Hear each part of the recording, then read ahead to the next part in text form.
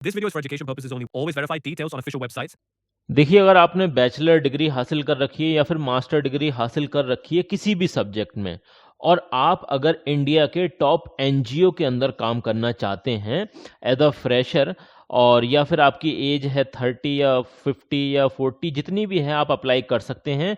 Public health foundation of India की तरफ से अलग अलग वैकेंसीज निकली हैं। फुल डिटेल हम आपको बताने वाले हैं ऑफिशियल वेबसाइट से, ऑफिशियल सोर्सेज से। देखिए, ये जो पब्लिक हेल्थ फाउंडेशन है, इसका लिंक्डइन के ऊपर भी ऑफिशियल पेज बना हुआ है, आप क्लियरली देख सकते हैं public health foundation of India, और अच्छे खासे इनके फॉलोवर भी हैं, आप यहाँ पर क्लियरली देख सकते हैं। और लगभग 500 के समथिंग यहाँ पर लोग काम भी कर रहे हैं, वर्किंग एम्प्लॉय हैं यहाँ पर। तो यहाँ पर वैकेंसी वाले सेक्शन में आप जैसे ही जाएंगे तो आपको यहाँ पर वैकेंसी देखने को मिलेगी। मैं आपको दिखा देता हूँ, एक मिनट थोड़ा सा रुकिए। देखिए, यहाँ पर ये इनकी ऑफिशियल वेबसाइट है, करंट ओपनिंग। तो यहाँ पर आप डिफरेंट टाइप की वैकेंसी देख सकते हैं, लेकिन हम उन वैकेंसी की बात करेंगे जिसमें जनरल लोग अप्लाई कर सकते हैं। मतलब आपने किसी भी स्ट्रीम से बैचलर डिग्री या फिर मास्टर डिग्री हासिल कर रखी है तो आप यहाँ पर अप्लाई कर सकते हैं। जैसे कि कंसल्टेंट ब्लॉक कोऑर्डिनेटर की वैकेंसी है, और इसी तरीके से कंसल्टेंट डिस्ट्रिक्ट कोऑर्डिनेटर की वैकेंसी है, कंसल्टेंट क्लस्टर कोऑर्डिनेटर की वैकेंसी है। तो ये सारी वैकेंसीज हैं, इनके बारे में थोड़ा डिटेल में हम देख लेते हैं। तो देखिए, ये मैंने ऑफिशियल वेबसाइट से, जितनी भी इनकी ऑफिशियल वेबसाइट हैं या फिर इनके ऑफिशियल पेजेस हैं लिंक्डइन पर या फिर और भी अदर प्लेटफॉर्म पर, वहाँ से स्क्रीनशॉट लिए हैं, वो मैं आपसे शेयर कर रहा हूँ। तो ये आप देख सकते हैं, इन्होंने अपने लिंक्डइन पेज पर भी ये वैकेंसी इसकी अपडेट दी है, जिसमें कि ब्लॉक कोऑर्डिनेटर की वैकेंसी हैं, 58 पोजीशन हैं।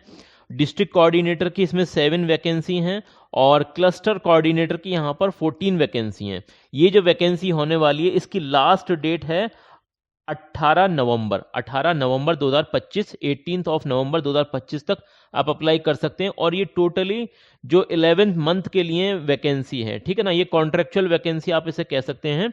चलिए, इसके बारे में और भी डिटेल देख लेते हैं। अगर हम यहाँ पर बात करें कि अप्लाई कैसे करना है, तो देखिए, अप्लाई करने के लिए आपको कोई फीस जमा करनी नहीं है। नो फी टू अप्लाई, ठीक है ना, यहाँ पर आप फ्री में अप्लाई कर सकते हैं, बिल्कुल ठीक है। और किस तरह से अप्लाई करना है, तो यहाँ पर आप ये देख सकते हैं, अगर आप इन डिस्ट्रिक्ट से हैं, ये कौन से डिस्ट्रिक्ट हैं, ये उत्तर प्रदेश के डिस्ट्रिक्ट हैं, बलरामपुर है, गोंडा है, बहराइच है, बस्ती, जलौन है, कन्नौज है, सिद्धार्थ नगर है।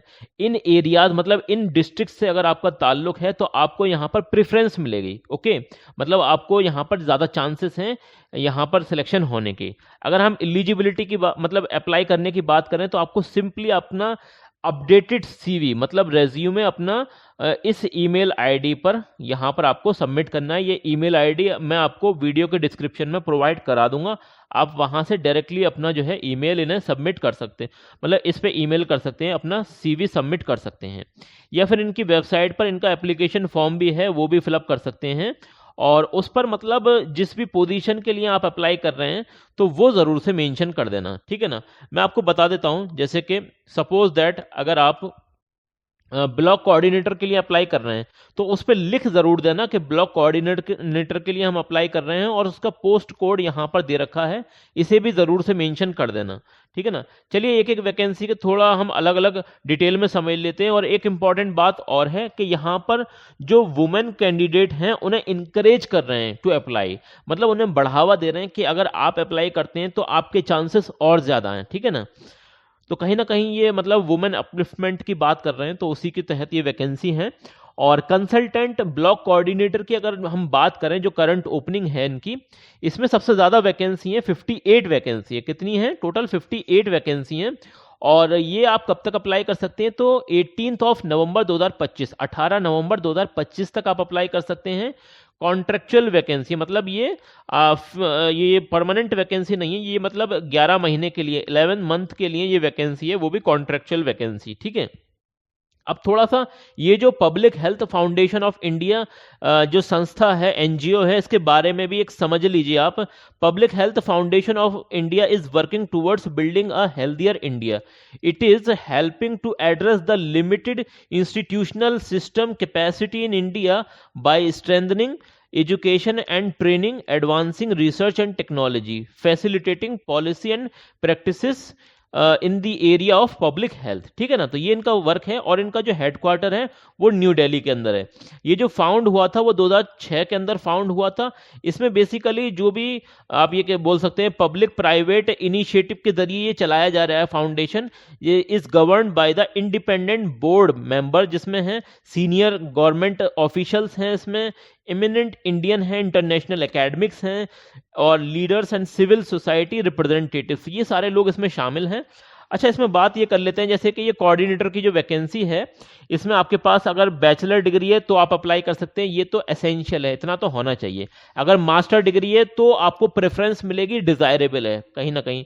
तो इसमें कहीं ना कहीं एक्सपीरियंस की भी बात आ रही है। तो इसमें वैसे लिखा हुआ है 4 से लेकर 6 साल तक का आपके पास एक्सपीरियंस होना चाहिए, लेकिन ये देखा गया है कि अगर आपके पास 1 ईयर का भी अच्छे जो मतलब एनजीओ हैं, एनजीओ बढ़िया एनजीओ हैं टॉप के इंडिया के, अगर उसमें आपने 1 साल भी वर्क किया है, एक्सपीरियंस हासिल कर रखा है, तो वो भी कहीं ना कहीं यहाँ पर प्रेफरेंस वाली बात हो जाती है, उन्हें भी ये ले लेते हैं, ठीक है ना। और अगर आप मास्टर डिग्री के बेसिस पर कर रहे हैं यहाँ पर अप्लाई, तो आप डायरेक्टली भी अप्लाई कर सकते हैं। उस केसेस में आपके एक्सपीरियंस का ज़्यादा मैटर नहीं करता है। अगर हम बात करें इसके अलावा, तो यहाँ पर और कुछ चीज़ें भी लिख रखी हैं, जैसे कि आपकी एक्सेलेंट कम्युनिकेशन होनी चाहिए, बात करने का तरीका बहुत अच्छा होना चाहिए, और जिस विलेज जिस लोकेलिटी में आपको भेजा जाए वहां के लोकल लैंग्वेज वगैरह आपको आनी चाहिए, आप उनसे सही तरीके से बात कर पाएं, ठीक है ना। तो यहाँ पर लिख भी रखा है लोकल लैंग्वेज आपसे आनी चाहिए, और पब्लिक हेल्थ की आपको नॉलेज होनी चाहिए, तो ज़्यादा चांसेस हो जाएंगे अब यहाँ पर आपके होने के, ठीक है ना। इसके अलावा और भी जो वैकेंसी है उसके बारे में बात कर लेते हैं, जैसे कि डिस्ट्रिक्ट कोऑर्डिनेटर की वैकेंसी है। अब इसमें जो वैकेंसी है टोटल 7 वैकेंसी है। कितनी है? 7 वैकेंसी है। इसकी भी जो लोकेशन होने वाली है, जॉब लोकेशन, वो उत्तर प्रदेश होने वाली है, और ये भी 11 महीने के लिए वैकेंसी होने वाली है। चलिए इसके बारे में भी थोड़ी सी डिटेल हम देख लेते हैं। लगभग क्वालिफिकेशन वही है कि एसेंशियल में तो इन्होंने वही लिख रखा है, बैचलर डिग्री आपके पास है तो आप अप्लाई कर सकते हैं। हाँ, इन्होंने ये यहाँ पर क्लियरली मेंशन कर दिया कि बैचलर डिग्री इस वाले केसेस में पब्लिक हेल्थ में होनी चाहिए। किसमें? ये थोड़ा सा पीछे आइए, यहाँ पर डिस्ट्रिक्ट कोऑर्डिनेटर। आप अगर डिस्ट्रिक्ट कोऑर्डिनेटर बनना चाहते हैं public health foundation of India जो एनजीओ है उसके अंदर, तो इसमें अगर आप इस लेवल पर जाना चाहते हैं डिस्ट्रिक्ट लेवल पर, तो आपके पास जो डिग्री होनी चाहिए वो पब्लिक हेल्थ में या फिर पब्लिक एडमिनिस्ट्रेशन में या फिर सोशल साइंस में और एनी रिलेटेड फील्ड, तो यहाँ पर आप अप्लाई कर सकते हैं। और अगर आपने मास्टर डिग्री कर रखी है तो आप डिजायरेबल कैंडिडेट बन जाएंगे। ओके, वहीं पर बाकी सारी चीजें वही लिखी हुई हैं जो पिछली वाली वैकेंसी में लिखी हुई थी, सेम वही है, ठीक है। इसके अलावा अगली जो वैकेंसी है वो कंसल्टेंट क्लस्टर कोऑर्डिनेटर की वैकेंसी है, और इसकी लोकेशन भी उत्तर प्रदेश लखनऊ होने वाली है। और इसमें आप ये देख सकते हैं कि यहाँ पर जो नंबर ऑफ वैकेंसी है वो 14 है। कितनी है? 14 वैकेंसी है, 14 वैकेंसी है।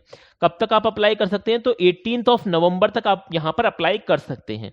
ओके, ये भी एक कॉन्ट्रेक्चुअल वैकेंसी है 11 महीने के लिए। यहाँ पर ये मैं क्लियरली बता रहा हूँ, ऑफिशियल वेबसाइट से मैंने स्क्रीनशॉट लिए हैं और वही मैं आपके साथ शेयर कर रहा हूँ, ठीक है।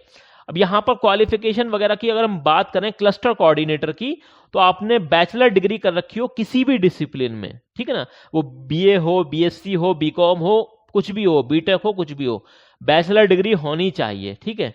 या फिर मास्टर डिग्री है तो भाई डिजायरेबल कैंडिडेट बन जाएंगे, आपके चांसेस ज्यादा हो जाएंगे। इसके अलावा एक्सपीरियंस की बात यहाँ भी इन्होंने बोल रखी है कि 2 से 5 साल का एक्सपीरियंस होना चाहिए, या अगर आपके पास 1 साल का भी एक्सपीरियंस है, किसमें? Experience in the health, social development project, community based programme में, तो आप यहाँ पर अप्लाई कर सकते हैं और चांसेस आपके ज्यादा बढ़ जाएंगे। लेकिन मैं ये कहता हूं कि यहाँ पर अप्लाई करना आपको फ्री है। क्या है? फ्री है। तो भाई आपको एक रेज्यूमे सीवी बनाना है।